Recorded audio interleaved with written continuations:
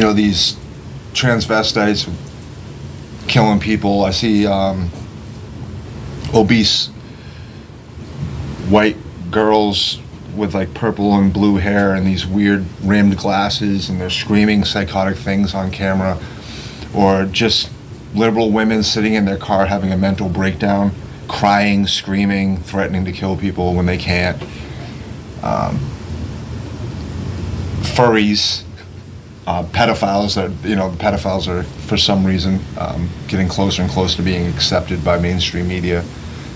I see all this darkness, this inversion, and I wonder aloud, why wouldn't we reconstitute the mental institutions in this country? We closed them all down in the 80s because, like I said, it had gotten out of control, and I understand that. But my working theory is that we need to take a structured city or town, let's call it a town, make sure there's walls around it, make sure they can't get out, but populate that small walled-in city, not a prison, city, stores, living conditions that are normal, if you compare it to people in the outside world, and populate that small town with these lunatics where they can be watched. And it's not based on partisan lines either. I mean, furries, it's fucked up that most of these people are left-leaning. That's not my target goal, though. My target goal is to remove these people from the streets. The homeless drug addicts who are throwing poop at people when they walk by, or shitting on the ground, and they're drug-addled, and they just have no chance in life surviving other than just dying out in the street in the cold or the heat, covered in bugs, because they refuse to accept any help. Well, there's that condition that's remained in the human species for the beginning of time. And some people are just not fit to be living in society. They're just not fit. They're not mentally well. They dress up as dogs. They walk on all fours. They go into other people's bathrooms. They kill children because they're trans, because they're so imbalanced mentally. And they usually have left-leaning parents who support them. All of these things are leading to a situation in society where we can't have innocent people walking down the streets without being endangered by these lunatics. They're fucking the deranged trans, the deranged pedophile teachers that have blue hair and the rimmed glasses, and they refuse to fucking listen to the parents about what the class should be focusing on, and they want their children in their class to know what sexuality they have and then push it upon them. All of these people who are walking in broad daylight that we can see, and normal, even Democrats, like those in the middle Democrats, they just don't want to admit it. They know there's something completely wrong with this situation.